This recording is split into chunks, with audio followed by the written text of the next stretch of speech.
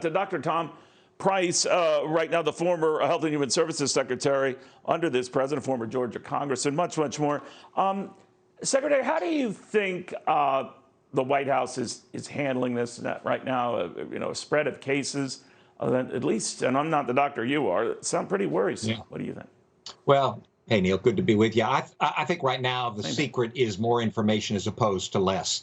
And to treat the White House as an area that certainly has an evidence of a hot spot. And so you need to do all of the things that need to be done to mitigate the challenge of transmitting it to somebody else. So what that means is social distancing, physical distancing inside the building itself, masks for everybody, obviously, N95 as opposed to cloth masks if possible.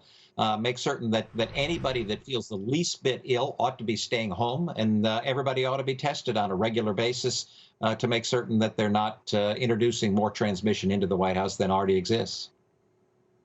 I want to tap your medical expertise, doctor, if you don't mind. If you were the president's doctor, would you advise him to go back to the White House?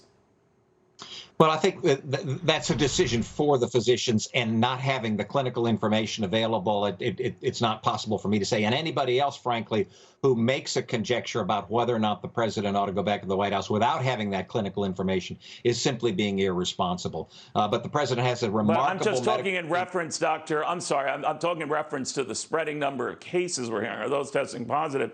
Forget about whether it's safe for the president. Is it safe for those around him? Is it just a safe place to work in your eyes? Well, the president going back to the residence area of the White House is different than going to the West Wing. And clearly the president is an essential worker. I mean, let's be clear about that. And so there is work that needs to be done. And so long as he is physically able to carry out those duties, then whether he carries them out at Walter Reed or whether he carries them out at the residence area of the White House really is immaterial, so long as his physicians agree with where that occurs. Yeah, I don't know the source of a lot of these new cases that are cropping up, doctor, but I do know that many of those who since tested positive were at that September 26th event for Judge Amy Barrett. And I'm wondering as well, since the vice president was there, at an abundance of caution, whether he should quarantine himself. I know he's tested negative a number of times, but is it, let's say, a good idea for him to debate on Wednesday? As a doctor, what would you tell him? I think as long as he's isolated himself, and I understand that he hasn't come to the White House over the weekend, and as long as he continues to test negative and be asymptomatic, and everybody around him the same, then I think it's perfectly fine to proceed with his activity as is currently planned. But it's important to again, this is going to continue to be the challenge that we have as a nation, even when we get a vaccine. We're going to have to continue to be cautious in the activities that we're doing, continue the mitigation efforts of physically distancing and hand washing and mask wearing until the virus has moved through our society and has moved on or has gone away. And it will at some point, but it certainly isn't at this point.